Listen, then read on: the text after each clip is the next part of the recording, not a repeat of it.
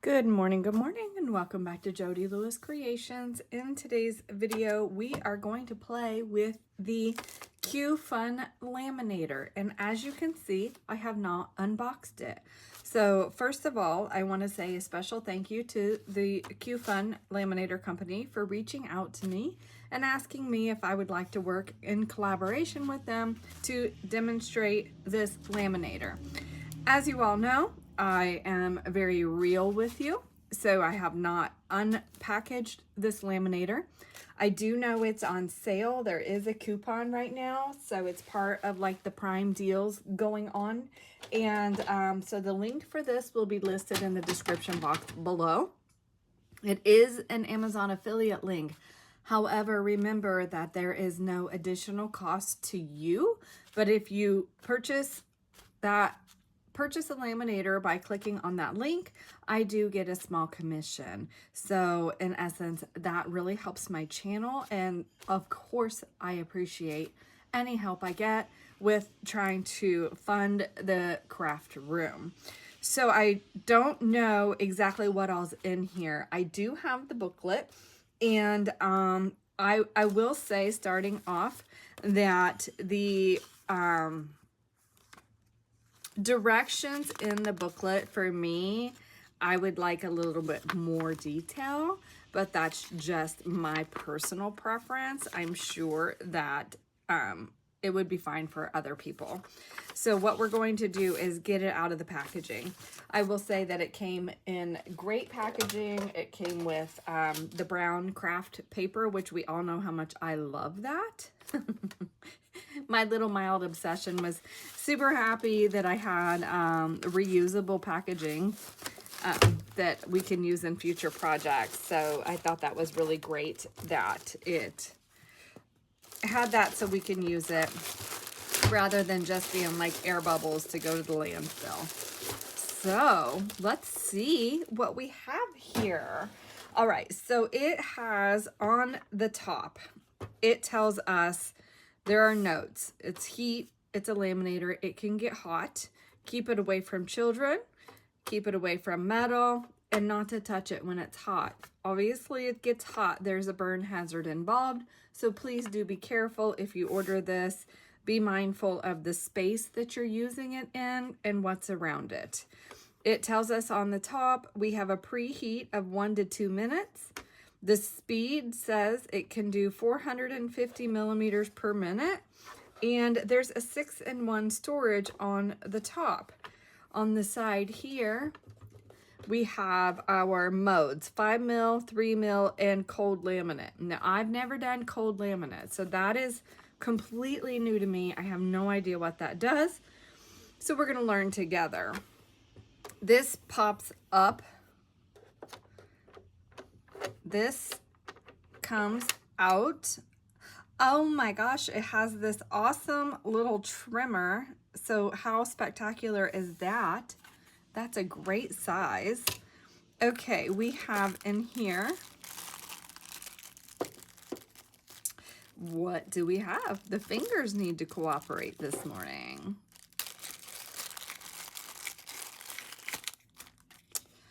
Ooh, like a little hole punch. So that's awesome. And I am not sure. Oh, this is an extra cutting blade for the trimmer. So that's nice. It comes with a little hole punch and an extra cutting blade. So that's really great, because we know that the cutting blades are going to take some wear and tear with, I'm nervous, you guys. I'm so sorry. The cutting blades will take some wear and tear as far as cutting through the laminating pouches. And then in here, it looks like we have a corner rounder. So that's awesome. Let's just test this on a scrap. Oops, and see. Okay, just a nice little corner. So that'll be a nice size for finishing things off. I don't think at the end of the day you have to keep them in the little packaging, but you know, it's me. Oh, and we have, this is really nice. So if you wanted to laminate maybe some swatches or something of your products, you could put them on a little ring binder or little book ring. So that's super cool. All right, so that is what is inside here. Oh, love that. That's awesome. And it has a little hole over here that the trimmer blade actually fits in there. So everything's snug and tight inside. And if I had put everything back properly, it would fit better. So let's see if we can do it.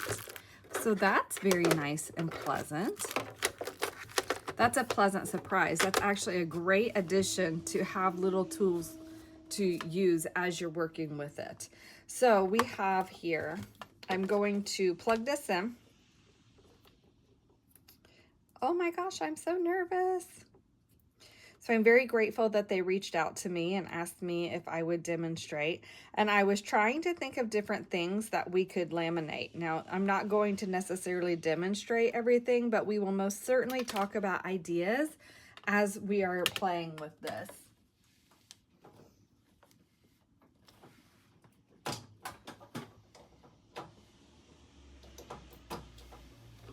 Okay, so we are plugged in. So I want to turn it on. The cold is flashing.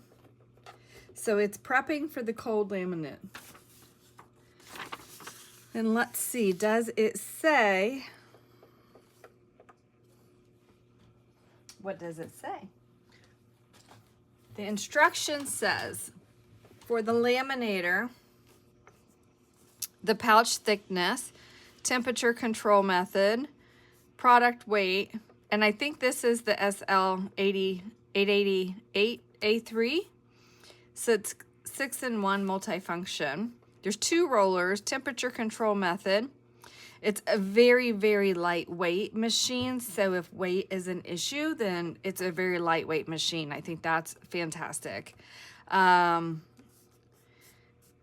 then it's got jargon for voltage and the current that it draws. So the paper cutter, the max cutting width, the cutting thickness is 6 sheets of A4 80-gram paper or 1 sheet of 200 to 300 gram coated paper or 1 sheet of paper after laminating. So obviously the trimmer has some limitations. That's to be expected. I think all of our trimmers have limitations. It has the corner rounder. Its cutting thickness is a single sheet 80-gram printing paper, copy paper, 300-gram coated paper, 125 mic film after laminating. So that's USA 5 mil. The pouches that were provided with this were 3 mil. We'll talk about that in just a second. The hole punch is a 6mm diameter. It can do 8 sheets of 80-gram copy paper or a single sheet of coated paper within 300 grams or the 250 mic film after laminating. And then the iron rings, the sizes provided are 20 mil, 25 mil, and 30 mil, the inner diameter. So that's really nice. So the pouch thickness says 3 mil to 5 mil. I believe what was provided is 3 mil. It feels very light. In my experience, I have worked with 10 mil when I'm making notebook covers for the sturdiness of them. So I am truly very curious what this 3 mil is going to feel like after we go through this process. So it tells you there's a switch on here. So it's operation instructions. It tells you how to use the things. Cold laminating and hot laminating. So place the over molder on the platform and connect it to the power supply. So it enters into standby mode. So the cold laminating light blinks. It did do that. So when we picked a power click button, which we did, the cold lights up. So on the cold laminating, it means that the machine is not heated, but directly laminated with a single-sided adhesive cold laminating film. It is usually used on smooth photo paper, coated paper, etc. So let's start with that and see what we can do with the cold laminating. And it does just so happen that somewhere on my table I have a picture of a butterfly that I took and had printed. So let me find that, and we will start with the cold lamination process and try to cold laminate the butterfly picture. I forgot to mention that they did come with some pouches. So these are the pouches that came with the machine. So a couple of smaller pouches, some mid-range pouches, and some larger pouches. And again, I believe these are A4, so they're not US size, but we're gonna just make do because that's what we do. We just make do with what we have. And then, so this says it has, what does it say?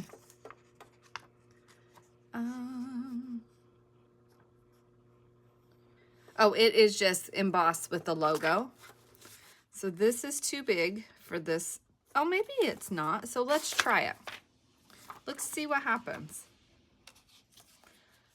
I'm so nervous. Oh my goodness. Yeah, I was really pleasantly surprised when I was contacted by this company, and it was right, like the timing was such that like we actually were gone when this arrived. So thankfully I have good neighbors, and I was like, hey, can you check this for me? So she did. So let's see if I can center this a little bit better. I actually think if this works with the cold laminate, maybe I'll make a magnet out of this. All right. One thing I do know with laminating pouches is you want to be careful and mindful not to get dust and debris inside, because then that's going to create air pockets. So it did turn off, so it timed out on us. So that is good. It has a safety setting where it times out. And on the side here, it's got your, it says enter, so you enter from this side, and it has your sizes, so you know like where you're lining that up in order to hit those rollers properly for it to feed your pouches through properly. You want to make sure that this area is not impeded by the things that are on your craft table, so that it will allow the pouches to go all the way through. So let's see what happens. And when it's gonna grab. Okay, so it grabbed.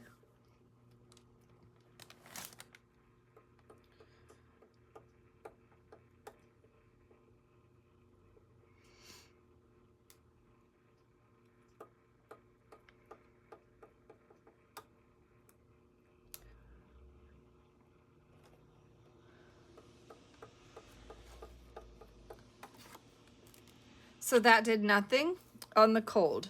Now, I don't understand cold, so that could very well be me, my fault.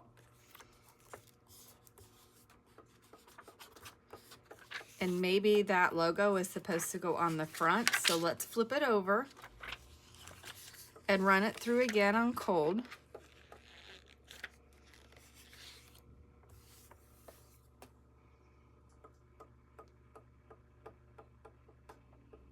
See what happens. I was trying to figure out how the cold would activate the adhesive in the pouches. So this is a learning curve for me, and as well as demonstrating real time. I mean, if you get this and you're like, I don't understand.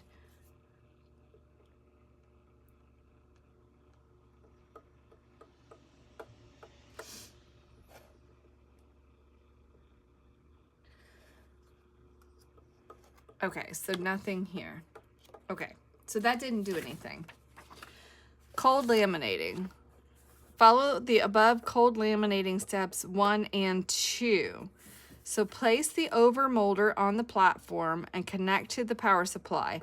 The machine enters standby mode. We know this already. And number 2, cold laminating. This means that the machine is not heated but directly laminated with a single-sided adhesive cold laminating film.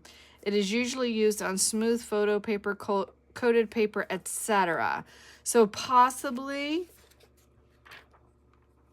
this does not include cold laminating pouches. Don't believe any of these are just single. They're all actually double. So So it could potentially be that we don't have the right product that's included for the cold lamination. Ooh, look how big this one is. Oh my gosh, I could have so much fun with that. The thing is, it comes with this really big one, but if you're not going to do something this big, you can always cut it down. We're not going to be doing anything that big today. So I believe that it doesn't come with what you need for cold lamination. I will try to look that up and see what it says. So now, yep, it has gone to, oops, let's switch mode and go to 3. Because I know these pouches are 3. That was a clarification that I made when I opened it. I said, oh, are these 3 mil? And she goes, yes. Because again, I have worked with laminating before, so I kind of knew how light it felt in comparison to like the 10 mil patches. So we're still going to do the butterfly picture because why not? And let's see how long it takes to get warmed up.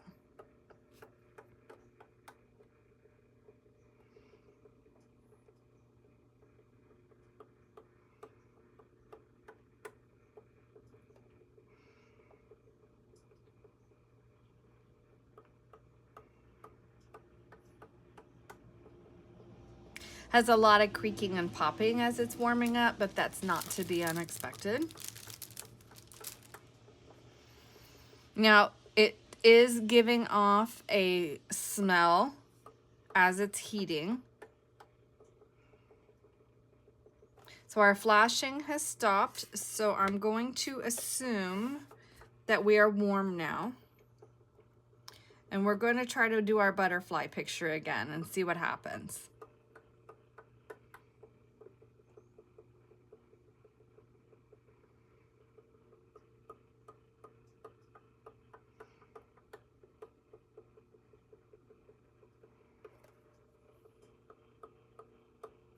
Okay, I can already tell as it's coming out without touching it that it laminated.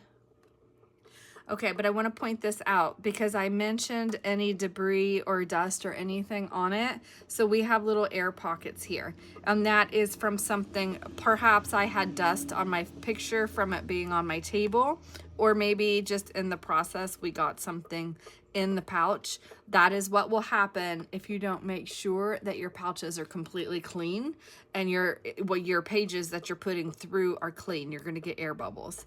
So I do like that. I think that's really fun, and it actually made my butterfly even brighter than it was when we started.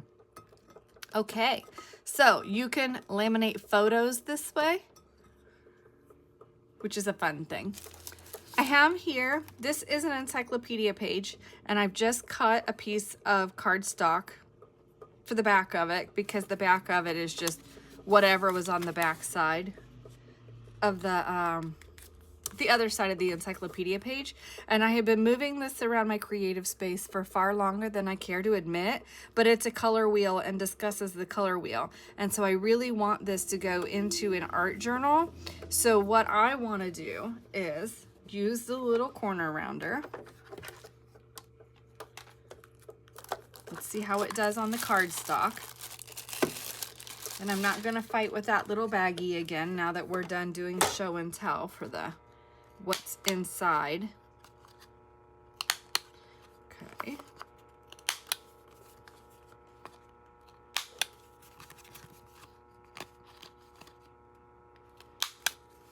I do remember reading the reviews on this were kind of mixed over the noise of the machine. I can tell you it's really not that loud. I'm not sure why people are saying that it's too loud, because it's really not. Okay, so I'm looking at how this is gonna fit in this pouch. I was hoping I'd be able to salvage this side and use it for something else. So I'm actually gonna go with the bigger pouch, because if you have a project and you are an artist or a junk journaler or something, and you're like, oh, I really want to laminate, say, my color wheel, but I have all this excess laminate sheet now, what do I do with it? We're gonna do something with it. So I just want to make sure that's straight in there, and it needs a little bit of an adjustment. You can do, it's raining right now, otherwise I would go out and get some fallen leaves and laminate some fallen leaves. That would be really cool in a fall journal or a fall art journal layout. But it's been raining all morning, so I can't laminate something wet. You could laminate dried flowers. How many of us have kids or little kids or grandkids or whatever that say, here, I want to pick a flower for you, and then you smash it in the book, but you want to preserve it, you can laminate it. And then you have that, and you could use it like as a bookmark or something like that. It would be a wonderful way to save those precious little pieces. Okay, that did really great. Now I can stop worrying about damaging my color wheel here. But obviously, I have all this extra pouch. They're very hot when they come out, so be mindful of that. That's very toasty warm touching it, so just be mindful, be careful. I'm gonna set that aside to cool off. I'd like to laminate one more thing and just test it and see what it does. Since we have these enormous pouches, which I think are really cool, I think what I want to do is put this napkin in here because I have an idea. I have a couple of ideas. We're going to experiment a little bit, but not too terribly much, because I want to make sure that what I'm doing is accessible for most people, and kind of give it some real life, you know. Oh my gosh, I don't have my words this morning, you guys, so bear with me. And again, I'm super nervous. I don't know why I'm like this today, but Mark's been like telling me to stop procrastinating, and so I'm trying to stop procrastinating. But I do want to do a good job showcasing what this thing does. Okay, so we aren't really straight. Let me get this straightened out. Okay, let's see what this does. Hopefully it will kind of press out the wrinkles of the napkin as it goes through. We'll see what it does.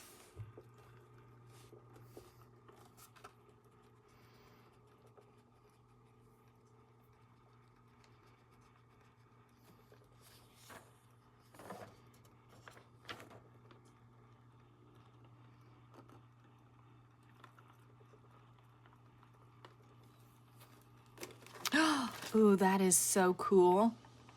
Oh, I love it.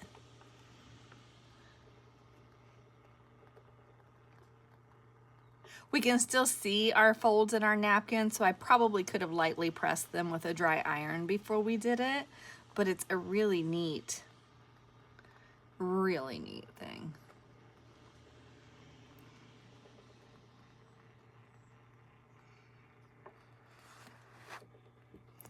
All right, and again, we have a lot of excess here. So the excess on both of these, we're gonna play with. I'm gonna do one more thing. I'm gonna see what happens. I'm just gonna use a smaller one. Maybe we'll use a medium-sized one. See what it does. So I'm gonna set this back here. Open this up. I'm going to get a few alcohol inks and just drizzle some alcohol inks in here. See what it does with the colors. Give it a minute to dry. Then we're going to push that through. Okay. So remember, you don't want to get super close to your edges with this because it might squish out. We don't want it to squish out. But we just want to add some interest in this. So again, taking something into account, like maybe you're doing something for your art board, or you need a writing board in your journal, and you're like me and you love all the vintage things, right? So let's see what we can do. Am I just playing at this point? Yes, I am. So far, I'm impressed with the mechanics of this. I think it's worked really well. Do I want some orange? I kind of feel like I want some orange. But that's probably because it's October and I'm like, ooh, orange.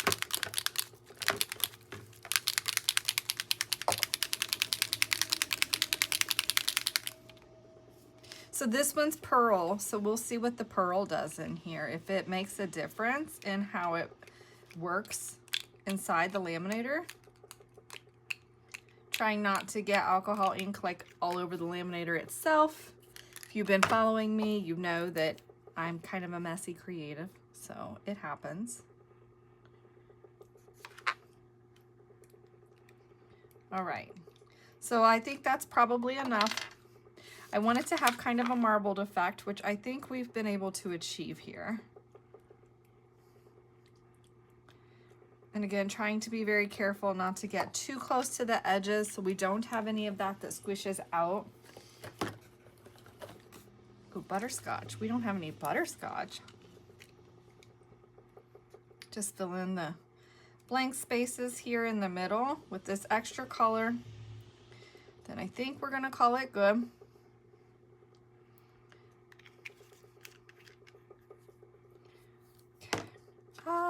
I'm kind of nervous about this one. And I'm thinking, yeah, it's gonna, okay. Thinking, I wanted a couple pieces of copy paper to put on each side of this to sandwich it and see what happens. Because I think the alcohol ink is gonna come out the sides when I do it. Okay, so we're gonna sandwich this. This is just 20-pound copy paper, which is just regular lightweight copy paper. It's not anything special, but that is just to help absorb. This is pretty warm. Again, we're just on the 3mm setting because that is the weight of our pouches. Now putting this through with the paper, we may have to put it through twice because that paper is going to buffer that heat. It's going to be almost like a layer of insulation between the heat and the heating element in the pouches, excuse me.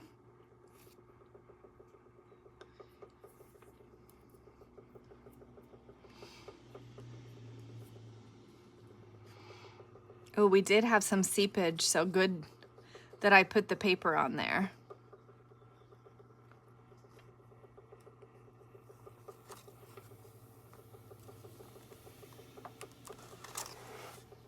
Oh, we had a lot of seepage and I can hear it in there. So a lot squished out the bottom.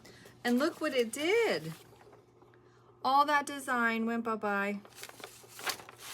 Huh. Okay. Well, that's not gonna work. It's actually kind of cool though. I actually think it will still be a neat element to use because now it looks really aged and vintage. But I need to get another piece of paper to run through here without that so I can clean those rollers. I should have grabbed an extra one. Okay, last thing we're actually going to laminate. I want to test the trimmer on just paper. I have here just a Dollar Tree doily and I just want to cut it approximately in half and see how it does. Obviously, this isn't large enough for me to actually measure half, but we're just gonna eyeball it here.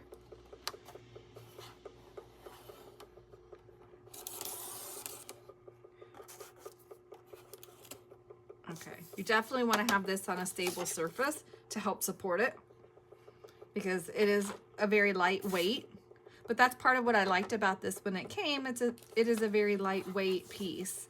So I'll set this aside. Will this fit in here? No, we're gonna do it in this one.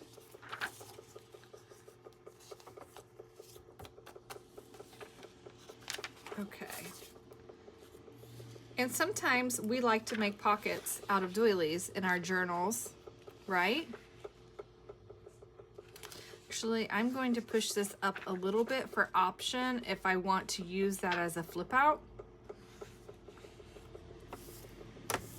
So let's laminate our doily.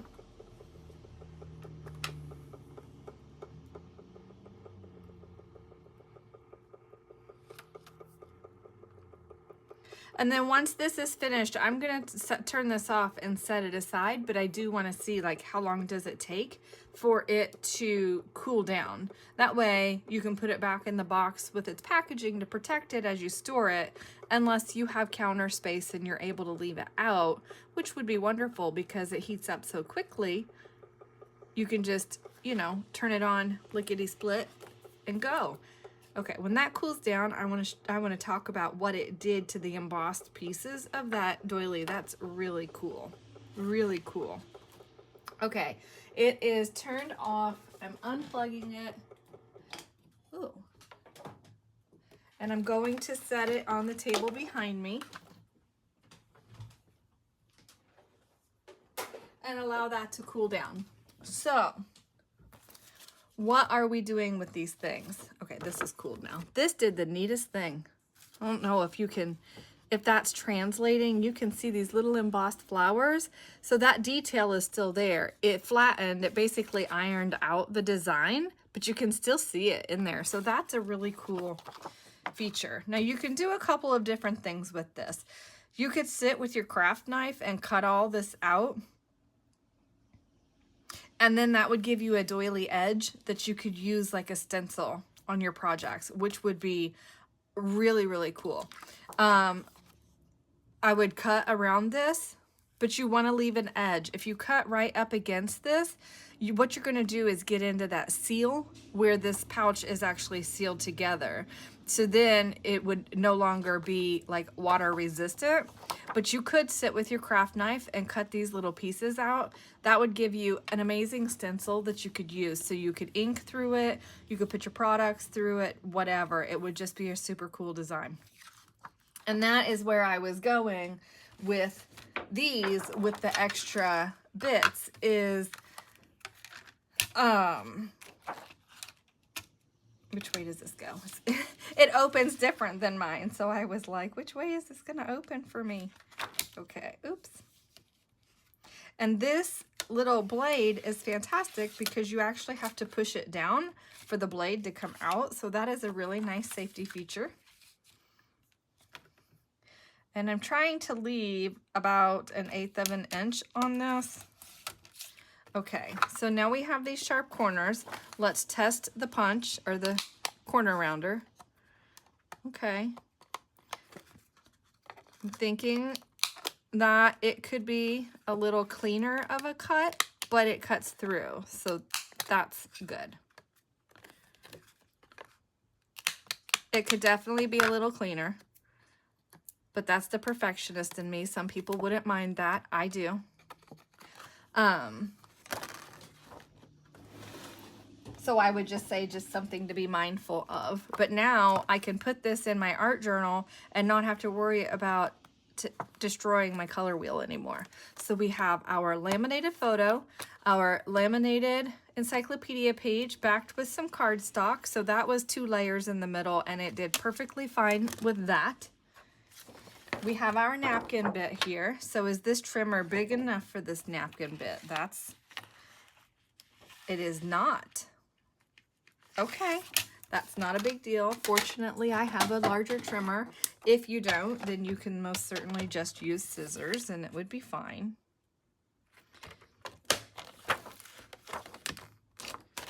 Okay, and I'm just gonna go this way with this. And now what's the fun thing with this is I can put paints on here and transfer and almost use this like you would use a jelly plate, you know, which would be really cool. I could lay my jelly plate on this and paint and not ruin my napkin, because my napkin would stick to the jelly plate, and paint that design, and then I can pick that up with my paper. And so that would be a really great tool for jelly plate play. But you can paint directly on this too and lift it because it's plastic, and then you can wipe it clean. So if you've got, maybe you have just one favorite piece of paper or one napkin that you love, you can laminate it and then just do your acrylics on it. I'm not familiar with oil paints. I don't know how they work, so I can't speak to those, but I do know acrylic would clean right off of this. Okay, so Jody, what about these pieces? Okay. So these pieces are going to be so much fun. So let's take, for time purposes, because I think you're going to get just the idea, we can make our own little stencil. So I have this circle punch here, which doesn't like the plastic, and that's okay. I'm only going to do a couple. Oh, my hands aren't going to like that either. Oh, and these little plastic coins, should be able to do something with those as well. But again, the junk journaling world, right? If I alcohol ink those and let those dry, they would be like great little coins dangling off your side of your page. I'm trying not to worry too much about perfection and evenly spacing these. So we have some bigger circles. This one is, I don't know what it is, 3/4 of an inch maybe? 5/8, something like that. And then we want to take, oh, where's the hole punch that came with it?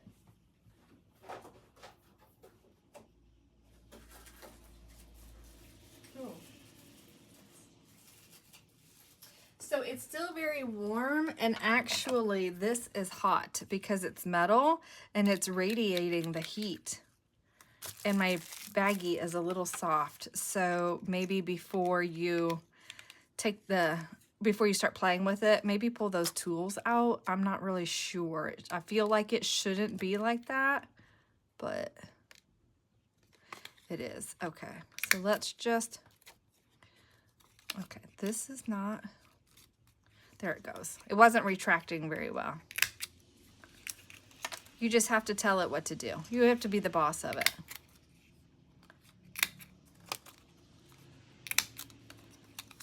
Go over here, and you can't get in really far by nature of the depth of this, but you can see we're getting some punches, circles put in there. And then you can take, if you've got a crocodile or another punch, you can just come in where you can reach a little further, put some more holes in it.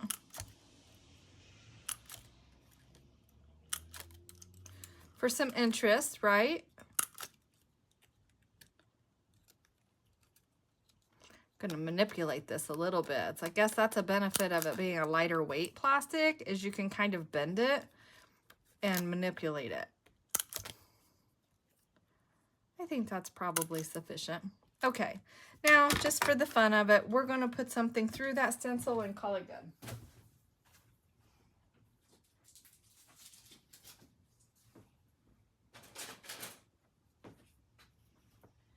Actually, here's one of the pieces.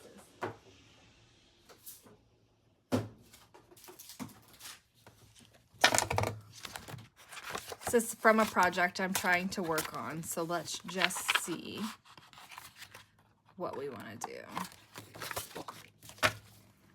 All right, I've just got some crackle paste here.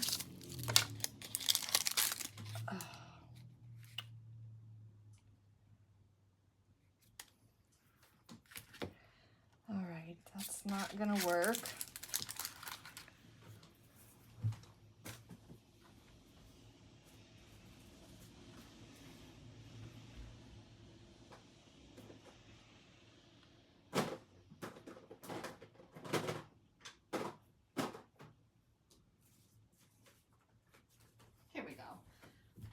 Some modeling paste.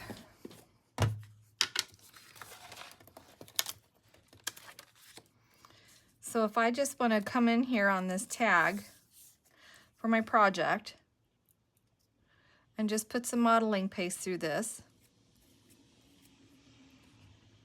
then let that dry. That's going to give us some interest, and it's a great way to use up your scraps from your pouches in that blank space. Then it doesn't go to waste. Now that's not going to apply to everybody. That's more towards somebody who's like an art journaler or junk journaler. But then we didn't waste this. I can wash it. It's plastic, and we're using scraps, so we're not wasting those pouches.